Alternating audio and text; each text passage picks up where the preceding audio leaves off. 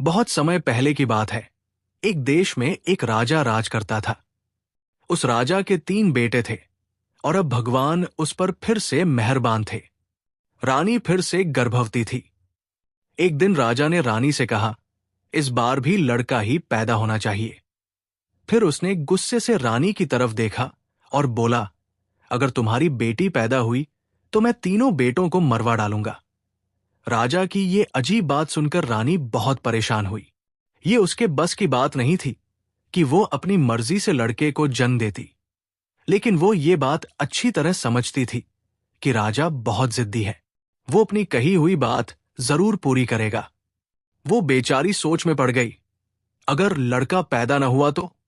अगर इस बार लड़की पैदा हुई तो फिर क्या होगा?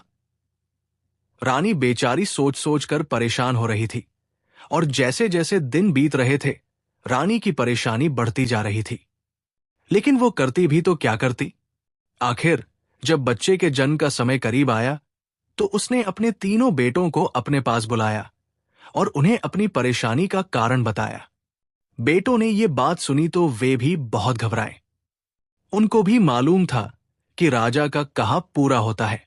राजा जो कहता है वो उसे करके दिखाता है। लेकिन इस संबंध में वे कर भी क्या सकते थे? उनकी मां ने काफी सोच विचार करने के बाद अपने बेटों से कहा, अब सिर्फ एक ही उपाय है। वो उपाय क्या है मां? हमें भी बताओ। तीनों बेटे एक आवाज में पूछने लगे। इस पर रानी ने बताया, अब सिर्फ एक ही उपाय है कि तुम तीनों शहर से निकलकर जंगल में चले जाओ और वहां किसी ऐसी जगह छिपकर बैठ जाओ जहां से मेरा महल दिखाई देता रहे। अगर मेरे यहां लड़की पैदा हुई तो मैं महल पर काला कपड़ा लहरा दूंगी। तुम उसे देखकर समझ जाना कि लड़की पैदा हुई है और यहां भूले से भी कभी लौटकर ना आना। और अगर लड़का पैदा हुआ तो मैं लाल रंग का कपड़ा लहरा दूंगी। तुम उसे देखकर समझ लेना कि तुम्हारा भाई पैदा हुआ है, तुम्हारा चौथा भाई, और फिर तुम वापस चले आना।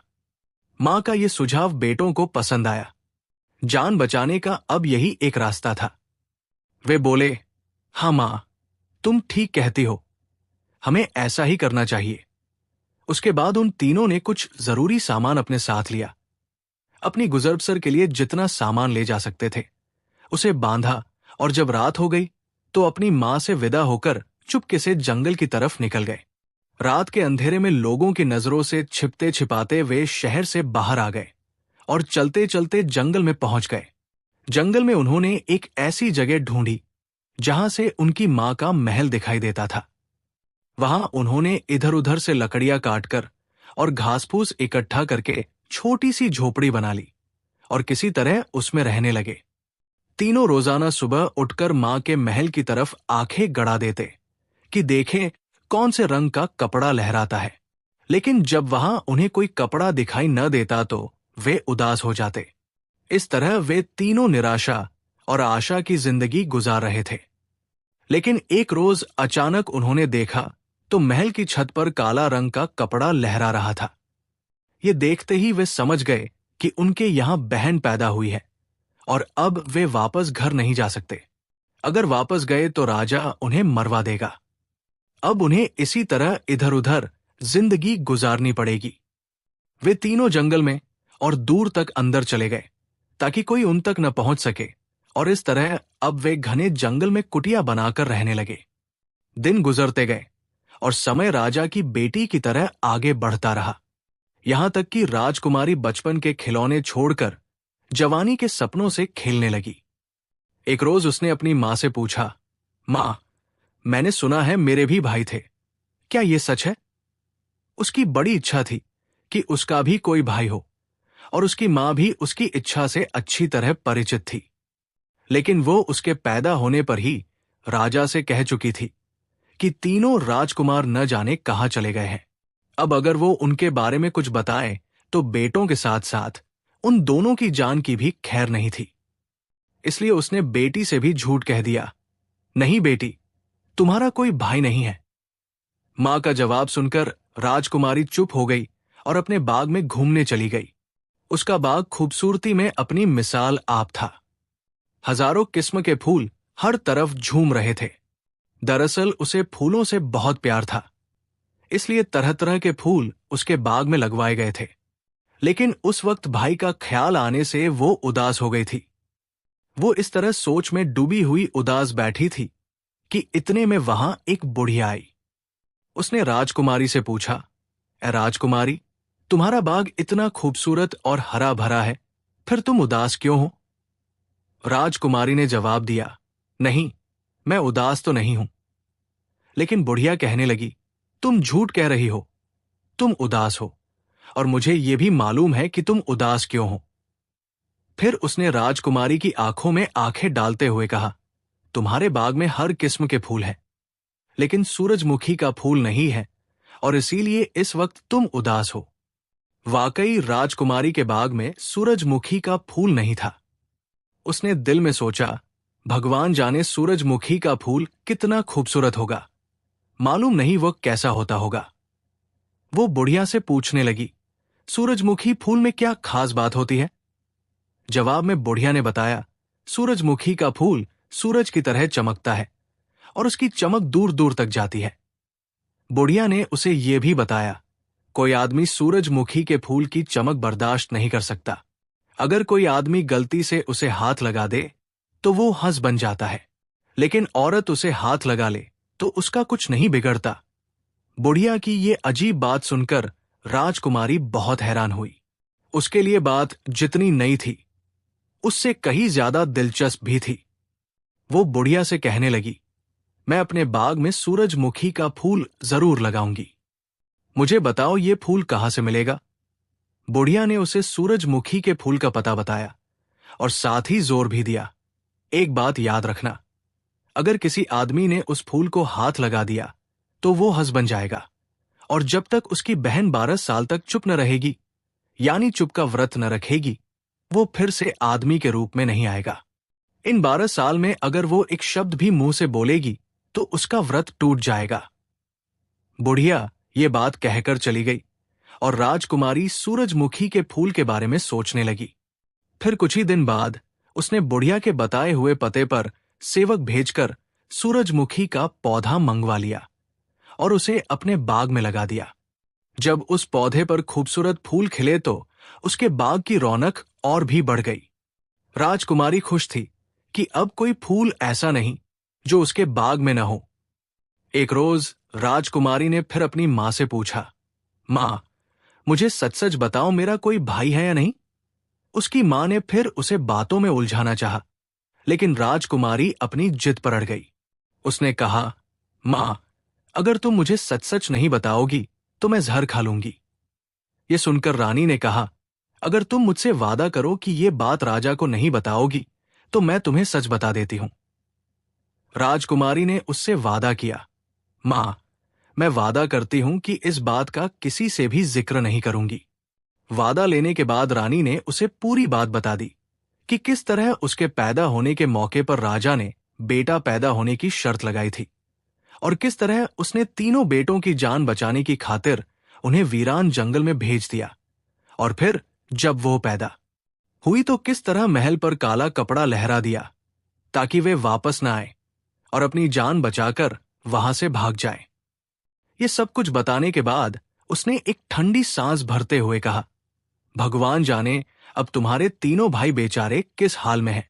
पूरी कहानी सुनकर राजकुमारी के दिल में भाइयों की मोहब्बत और भी जाग उठी।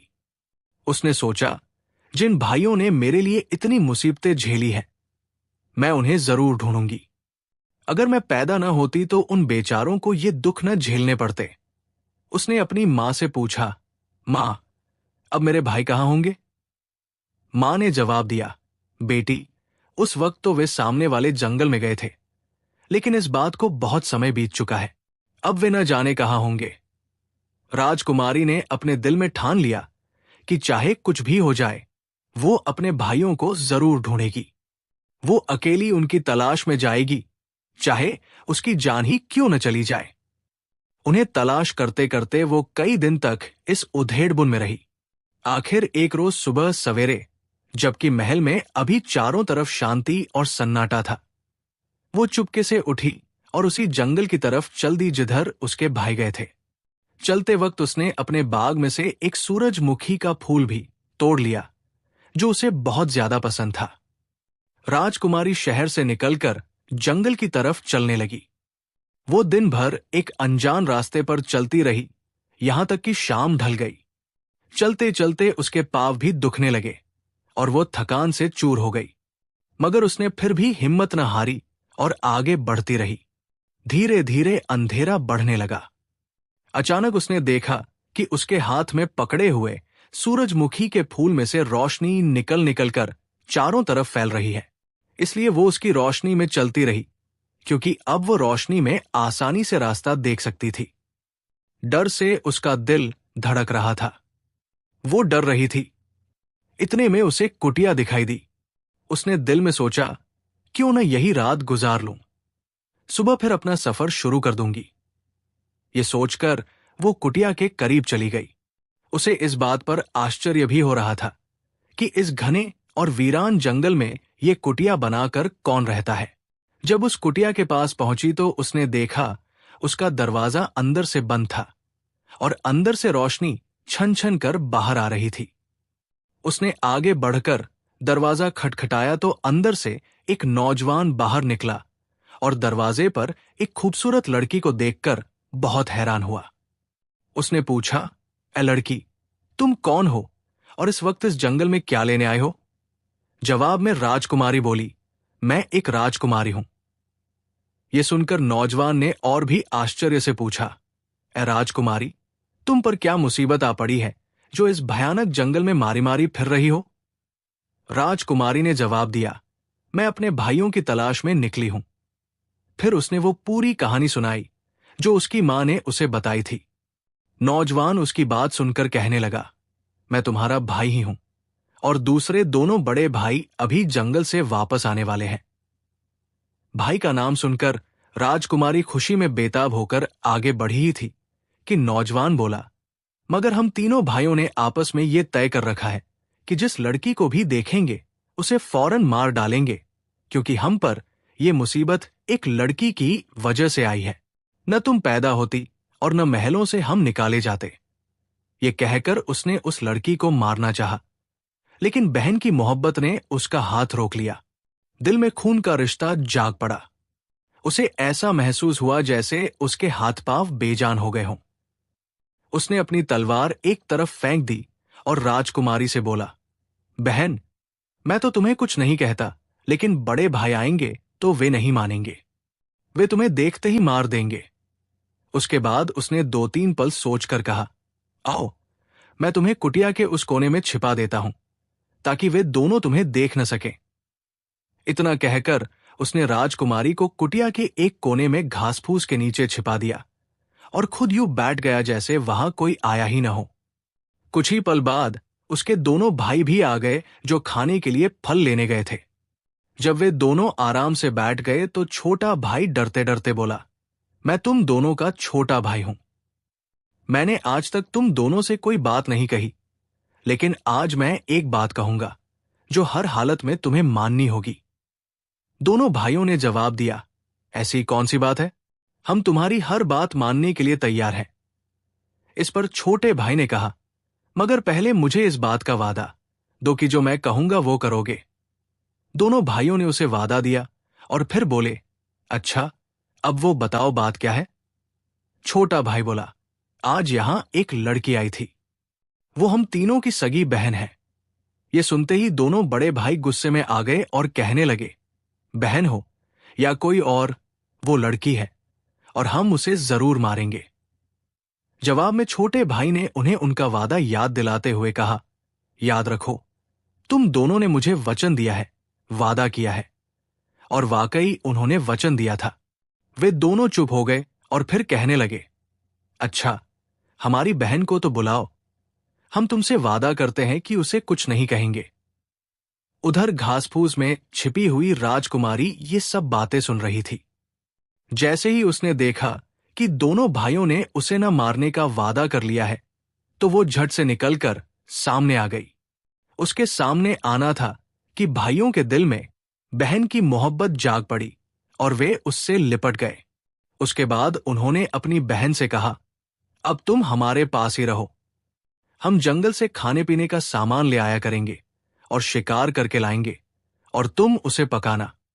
राजकुमारी तो पहले ही यही चाहती थी कि अपने भाइयों के पास रहें।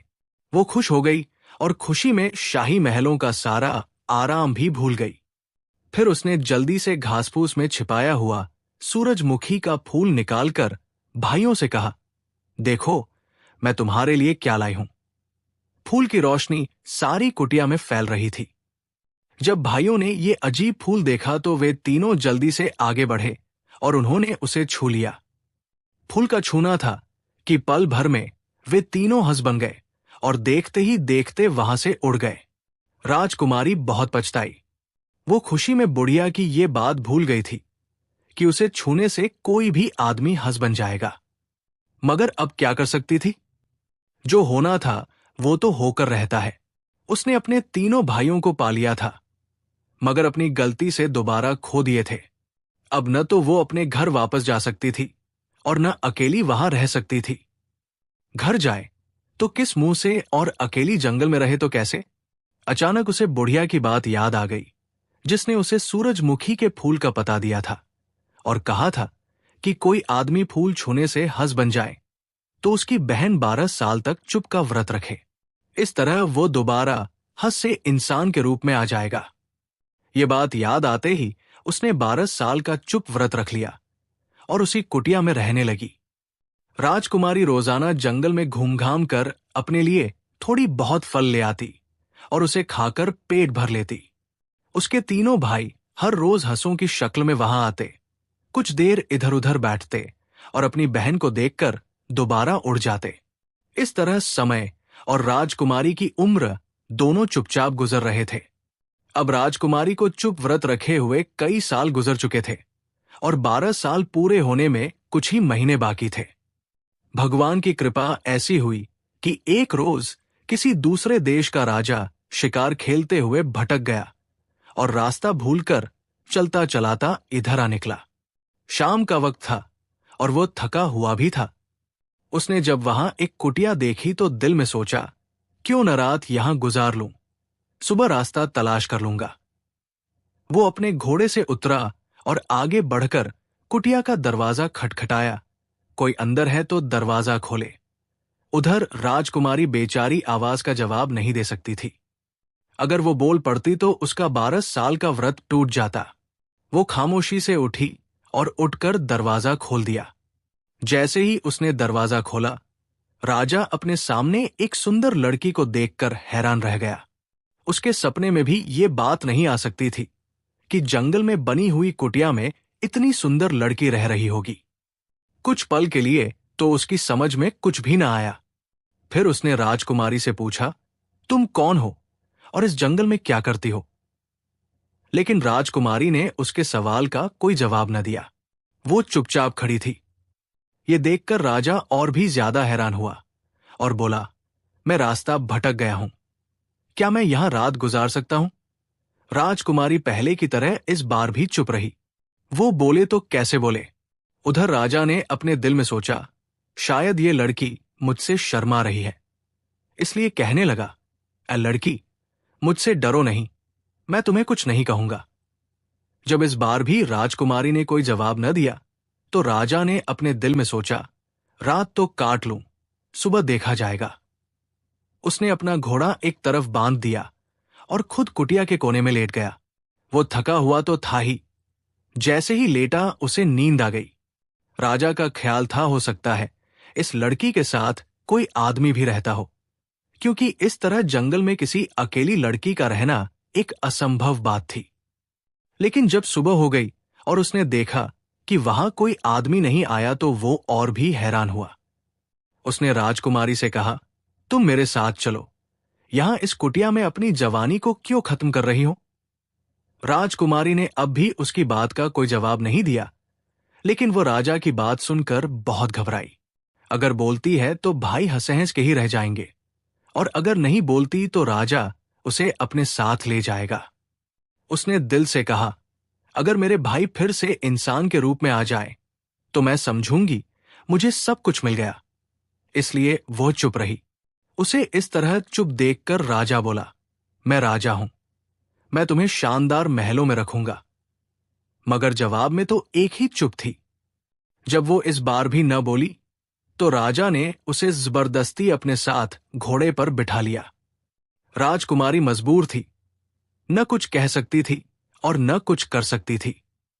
लेकिन उसने एक काम किया, और वो ये कि चलते वक्त एक कपड़े में बहुत सा सूखा धनिया ले लिया, और जब राजा उसे अपने साथ लेकर चल दिया तो वो उससे आग बचाकर रास्ते में जगह जगह थोड़ा थोड़ा धनिया गिराती गई। राजा के ख्याल में भी ये बात नहीं आ सकती थी कि उसके साथ बैठी हुई लड़की रास्ते में धनिया गिराती जा रही है, और ये कि धनिया गिराने का मकसद क्या हो सकता है। उधर जब दूसरे रोज रोजाना की तरह राजकुमारी के तीनों भाई हंसों की शक्ल में आए तो उन्होंने देखा कि आज उनकी बहन वहां मौजूद नहीं थी। पहले तो वे इधर उधर देखते रहे, फिर कुटिया में जाकर झांका मगर वो भी खाली थी। तीनों सोचने लगे, शायद जंगल में कुछ खाने पीने के लिए गई होगी, और ये सोचकर वे उसका इंतजार करने लगे। लेकिन जब वे इंतजार करते करते थक गए और सुबह से शाम होने को आई तो वे बहुत परेशान हुए।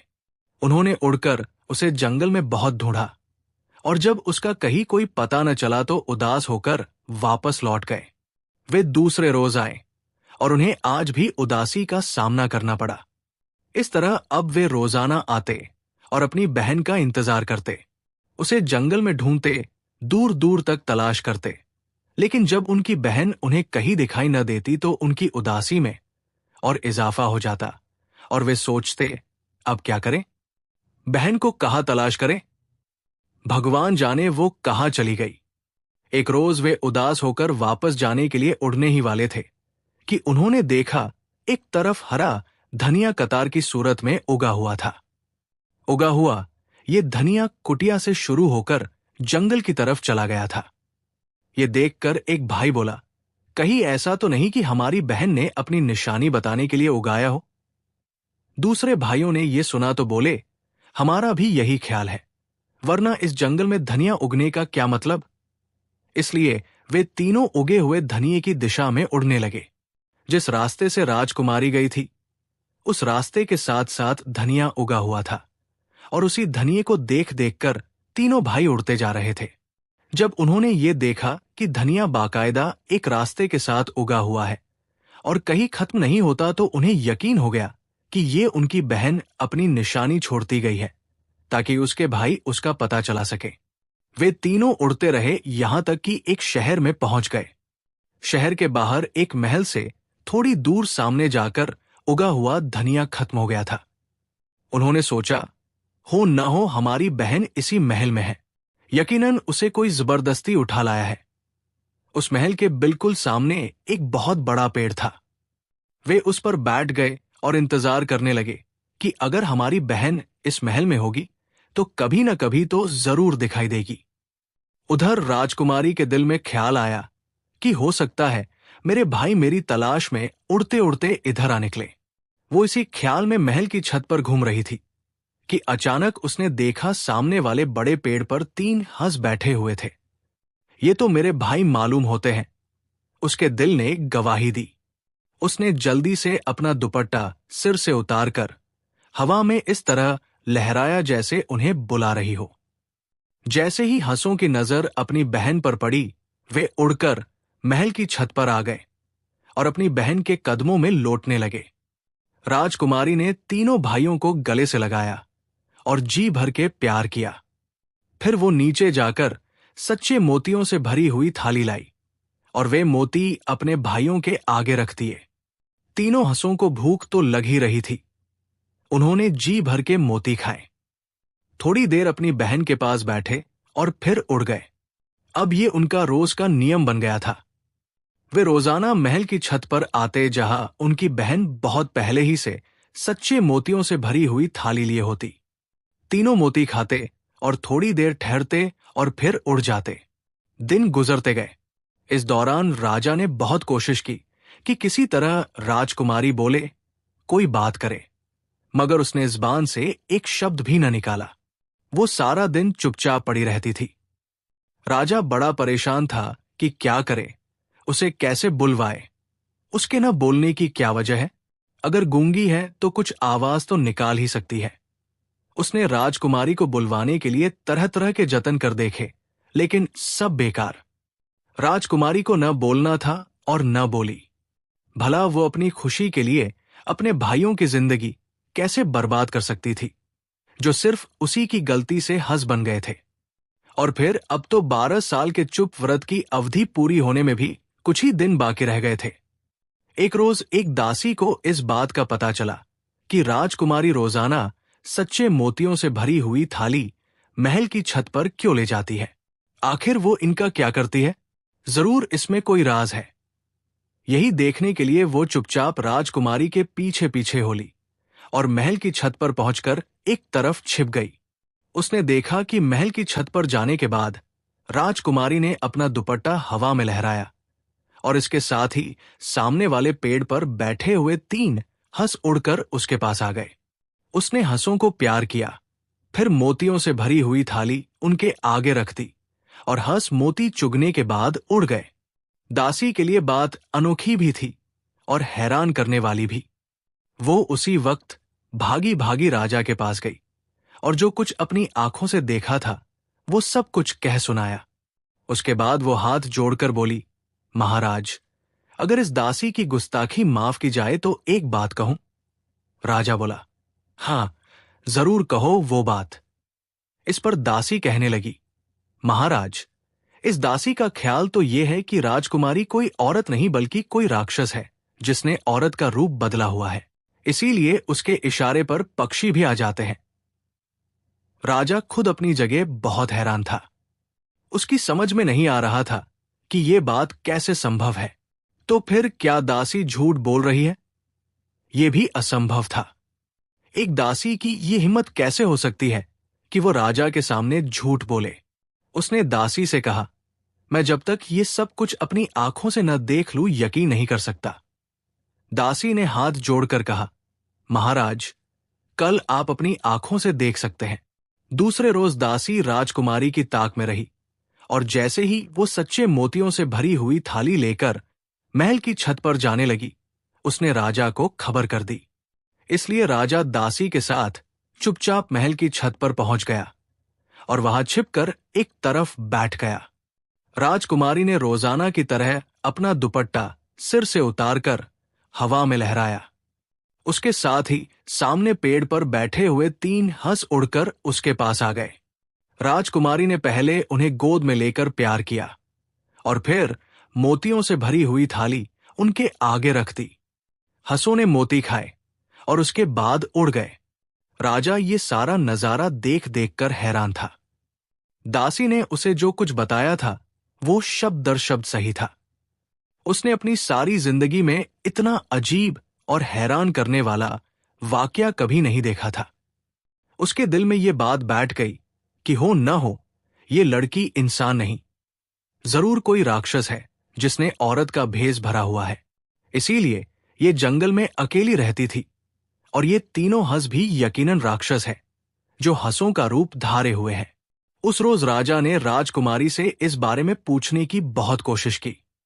वो इस राज को जानना चाहता था, लेकिन राजकुमारी को तो बोलना ही नहीं था, इसलिए उसने कोई जवाब न दिया। आखिर जब राजा तंग आ गया तो उसने कहा, अगर तुमने जुबान न खोली तो तुम्हें मार दिया जाएगा। मगर राजकुमारी पर इस धमकी का भी कोई असर न हुआ। वो पहले की तरह चुप रही। ये देखकर राजा को और भी गुस्सा आया। वो कुछ घबराया हुआ भी था। उसने सोचा, इस लड़की को मार देना चाहिए। कहीं ऐसा न हो ये मेरे लिए या मेरी बादशाही के लिए कोई मुसीबत का कारण बन जाए।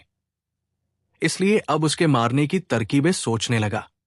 बहुत सोच विचार के बाद उसने मंत्री को हुक्म दिया, एक भूखा शेर लाया जाए और कल राजकुमारी को खुले मैदान में उसके आगे डाल दिया जाए।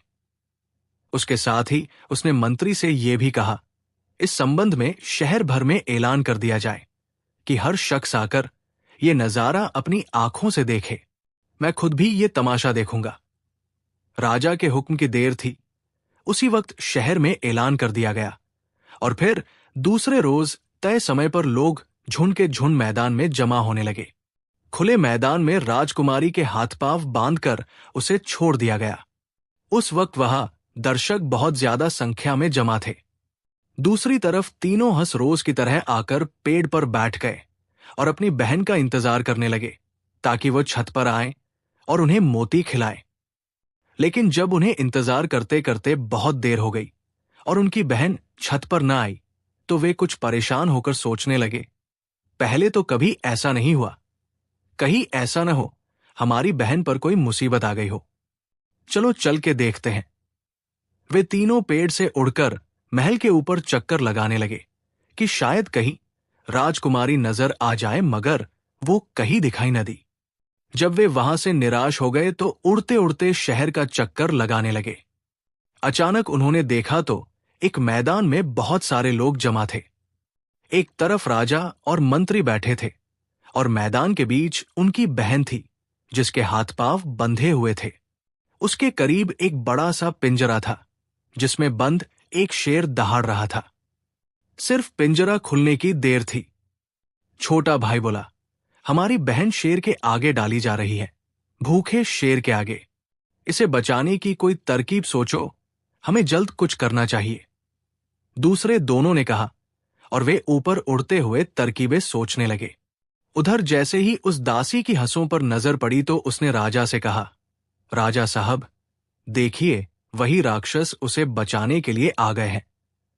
इस पर राजा एक ठाका लगाकर बोला, घबराओ नहीं, अब उसे कोई नहीं बचा सकता।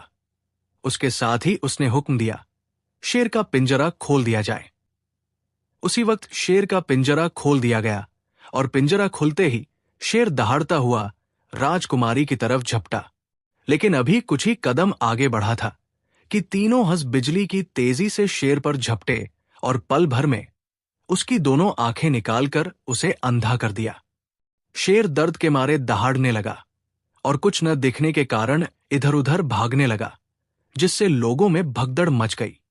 राजा ने जब ये नजारा देखा तो उसे पक्का यकीन हो गया कि यकीनन ये राजकुमारी और ये तीनों हंस राक्षस है। शेर को दोबारा पिंजरे में बंद करके राजकुमारी को महल में पहुंचा दिया गया। राजा ने एक बार फिर कोशिश की कि किसी तरह राजकुमारी कोई बात करे, लेकिन उसने एक शब्द तक जुबान से न निकाला। जब वो किसी तरह बात करने पर राजी न हुई तो राजा गुस्से में बोला, अच्छा, मैं कल देखूंगा तुझे राक्षस मौत से कैसे बचाते हैं। दूसरे रोज राजा के हुक्म से एक बहुत जहरीला सांप मंगवाया गया और सेवक से कहा गया, राजकुमारी को खुले मैदान में खंभे से बांधकर सांप छोड़ दिया जाए। उसके साथ ही राजा ने हुक्म भी दिया, आज भी शहर में ऐलान कर दिया जाए कि हर शख्स ये नजारा देखने के लिए आए। राजा के हुक्म के मुताबिक फिर शहर में ऐलान कर दिया गया और लोग तय समय पर खुले मैदान में जमा होने लगे। दूसरी तरफ उस रोज भी तीनों हंस महल के सामने वाले पेड़ पर आकर बैठ गए। उनका ख्याल था कि उनकी बहन की मुसीबत खत्म हो चुकी है, लेकिन जब वे इंतजार के बावजूद छत पर न आई तो उन्हें चिंता हुई। उन्होंने दिल में सोचा, कहीं ऐसा तो नहीं कि आज भी हमारी बहन किसी मुसीबत में फंसी हो। ये सोचकर वे तीनों पेड़ से उड़कर शहर का चक्कर लगाते हुए उसी मैदान के ऊपर पहुंचे तो उन्होंने देखा कल की तरह आज भी बहुत सारे लोग मैदान में इकट्ठे थे और बीच में एक खंभे के साथ उनकी बहन बंधी हुई थी और उसके पास ही एक टोकरी रखी हुई थी। उनका अंदेशा सही निकला था, उनकी बहन आज फिर मुसीबत में थी। वे तीनों वही हवा में चक्कर काटने लगे। जब सब लोग मैदान में जमा हो गए तो राजा ने हुक्म दिया, टोकरी पर से ढक्कन उठा दिया जाए। जैसे ही टोकरी पर से ढक्कन उठाया गया, एक बहुत जहरीला सांप फन फैलाकर बाहर निकल आया और धीरे धीरे राजकुमारी की तरफ बढ़ने लगा। उधर हंसों ने जब उसे आगे बढ़ते देखा तो उन्होंने बिना सोचे समझे उस पर टूट पड़े। किसी ने उसकी आंख पर चोंच मारी, किसी ने पूंछ को छलनी कर दिया और किसी ने सिर पर हमला कर दिया। इसी तरह देखते ही देखते सांप खून से लथपथ होकर तड़पने लगा और फिर तड़प तड़प कर वही जान दे दी। राजा, मंत्री, अमीर और दूसरे तमाम लोग ये नजारा देख रहे थे। हर शख्स अपनी जगह हैरान था कि ये किस्सा क्या है, ये तीन हंस कौन है, इस लड़की से इनका क्या संबंध है? ये अजीबोगरीब वाकया था जो किसी की समझ में नहीं आ रहा था।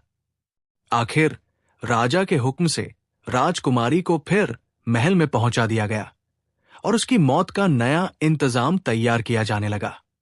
उस रात राजा देर तक ये सोचता रहा कि अब किस तरह इस लड़की को खत्म किया जाए। आखिर उसके दिमाग में एक तरकीब आई। उसने हुक्म दिया कि लोहे का एक खंभा बनाकर उसे आग में लाल किया जाए और फिर उसके साथ राजकुमारी को बांध दिया जाए। इस तरह वो खुद ब खुद जलकर मर जाएगी। राजा ये हुक्म देकर अपनी जगह खुश भी था और संतुष्ट भी कि इस बार उसकी तरकीब जरूर कामयाब होगी और राजकुमारी मौत के मुंह में चली जाएगी। दूसरी तरफ उस रोज भी तीनों हंस रोजाना की तरह महल के सामने पेड़ पर आकर बैठ गए और अपनी बहन के इंतजार में पल गिनने लगे ताकि वो महल की छत पर आकर अपना दुपट्टा लहराएं और वे उड़कर उसके पास पहुंच जाए। लेकिन जब उन्होंने देखा कि उनकी बहन आज फिर छत पर नहीं है तो वे समझ गए कि अभी हमारी बहन की मुसीबतें खत्म नहीं हुई। यकीनन वो आज किसी नई मुसीबत में फंसी है। वे तीनों पेड़ से उड़े और शहर का चक्कर लगाते हुए उसी मैदान के ऊपर पहुंच गए जहां आज फिर अनगिनत लोग मौजूद थे। उन्होंने जरा नीची उड़ान से करीब जाकर देखा तो वहां एक लोहे का खंभा था जो उस वक्त आग की तरह दहक रहा था और उससे कुछ ही फासले पर कुछ सिपाही उनकी बहन को पकड़े खड़े थे। उसके हाथ पांव बंधे हुए थे और दुख से बेहाल दिखाई दे रही थी। उधर बहन ने भी देख लिया था उसके भाई आ गए हैं और राजा भी तीनों हंसों को मैदान पर चक्कर लगाते हुए देख रहा था। उसने ठहाका लगाकर बड़े गौर से कहा, अब देखता हूं ये इसे कैसे बचाते हैं। उसके बाद उसने सेवक को हुक्म दिया, राजकुमारी को दहकते हुए खंभे के साथ बांध दिया जाए ताकि ये तड़प तड़प कर जान दे दे। राजा के हुक्म की देर थी। सेवक राजकुमारी को लिए हुए दहकते हुए खंभे की तरफ बढ़ने लगे। हर शख्स ये समझ चुका था कि अब राजकुमारी का जिंदा बचना संभव नहीं। आज मौत ही इसका भाग्य है। तमाम दर्शक उसकी मौत के इंतजार में थे और ऊपर तीनों हंस बेबसी से चक्कर लगा रहे थे। वे सोच रहे थे, अब क्या करें? अपनी बहन को कैसे बचाएं? उनकी बहन मौत के मुंह में जा रही थी और वे कुछ नहीं कर सकते थे। उन्होंने जब ये जान लिया कि अब बहन को बचाने का कोई रास्ता नहीं है तो आपस में कहने लगे, आज हमारी बहन की मौत पक्की है, क्यों ना एक बार इसको करीब जाकर देख लें।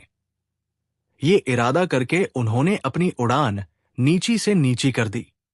फिर उड़ते उड़ते अपनी बहन के कदमों में जा गिरे और प्यार से उसके पांव से लिपट गए।